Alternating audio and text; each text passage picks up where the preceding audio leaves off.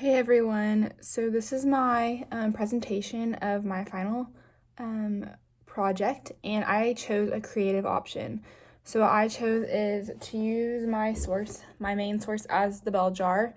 And in the back part of the book, there's a letter from her mom talking about how Sylvia Plath never intended the book to be released as a singular novel, but as a novel that also had a preceding one.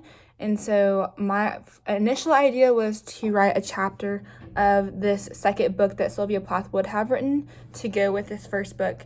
But what I had first intended to do had actually ended up changing along the way. And so I still wrote a chapter of the book. And just for reference, there was a part where her mom was talking about how the book The Bell Jar is Sylvia Plath's vision of the world, or her picture of the world, through the distorting lens of a bell jar. And so someone that is struggling mentally with their mental health. But the second book would have seen the same world as seen through the eyes of a healthy person, so through the eyes of health. And so what I did with my project is I took what I thought the second book, through the eyes of health, would have been, and I rewrote the first chapter of The Bell Jar through this lens of health.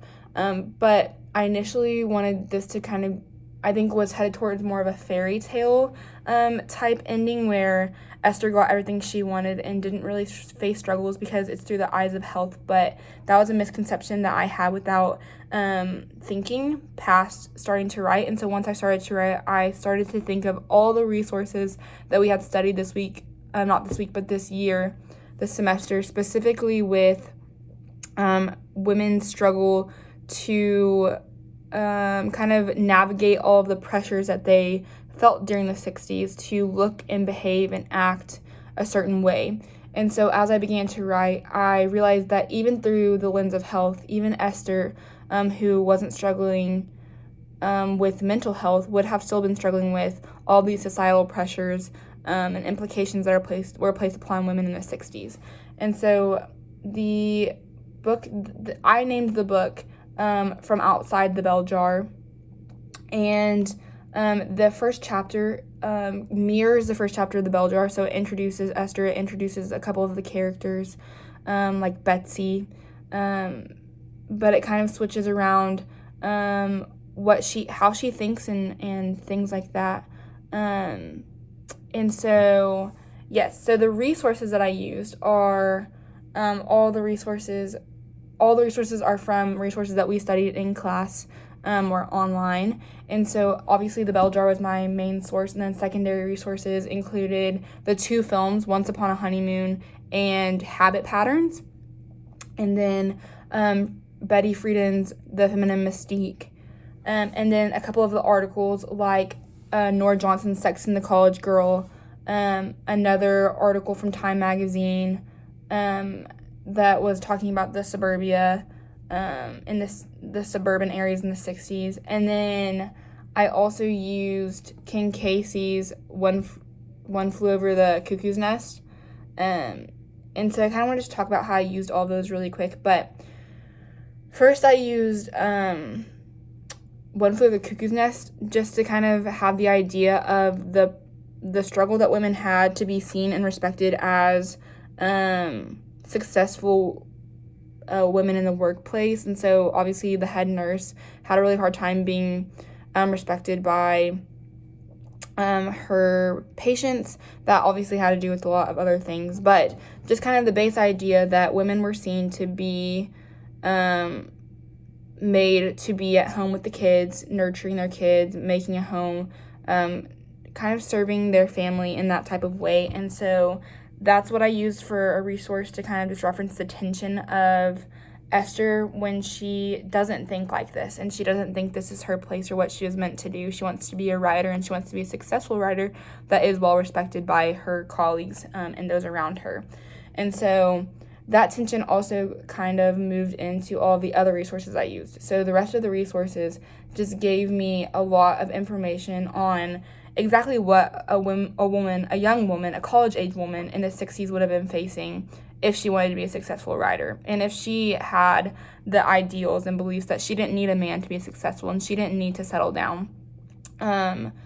And this tension is one that throughout the entire chapter we see actually ends up wearing Esther down and kind of ruining her dreams and putting them in a far distant place, because everyone tells her that she shouldn't have these dreams and that she will never successfully reach them. And so by the end of the chapter, it fast forwards into Esther as an older woman, and it shows how she's now a mother and a wife, and how she was worn down by what society told her and what culture told her, and so she left her dreams to live a more comfortable life that those around her told her she should be living and she was meant to be living.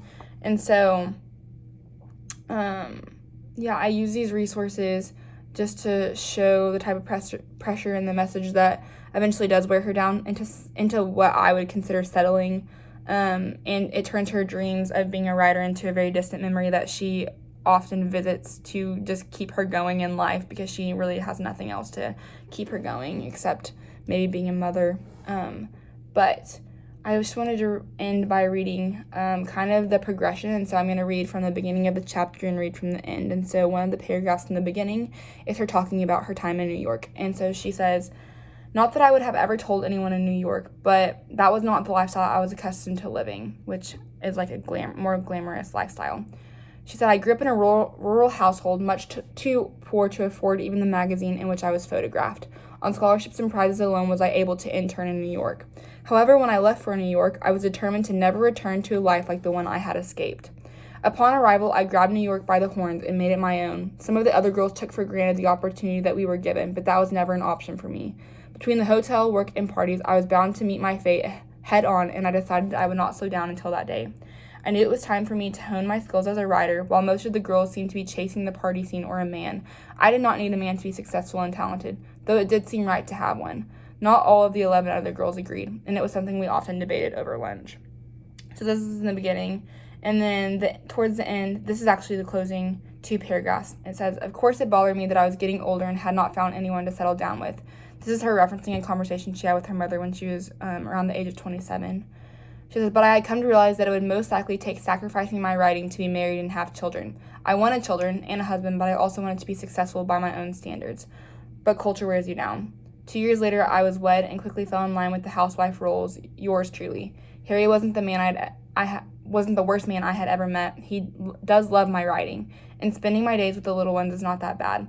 The empty hole that used to scream to be filled is said to be filled by family, but that never did it for my void.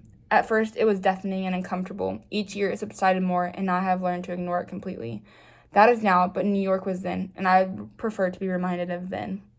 So that just kind of shows the progression of how she was when she was a young college-age girl with a lot of hopes and dreams and thought she could overcome culture, which is a lot. We see this tension of those who had those type of ideals and then those who had the ideals and beliefs that she actually ends up coming to have towards the end of the chapter. Not because I think she actually wants to, but I think because it's the more comfortable lifestyle, or that is what she had been told she should be living like, and so that's what she ended up living like. And so the main point of this was just to show the tension and the struggle that I truly believe these women were facing in the 60s, especially those who didn't hold those beliefs that traditionally had been held by women prior to that, especially in the 50s, as we've seen in those 2 films from the 50s. And I just really wanted to embody that tension, but also through a lens of health, which is what Sylvia Plath would have wanted. And so I really enjoyed just kind of taking that on, and obviously I don't think I did it justice at all, but just kind of taking on what Plath would have been kind of going through, writing something through the lens of health rather than writing it through the lens of mental illness like she did in The Bell Jar. And so, yeah, that's my project, and thank you so much for watching.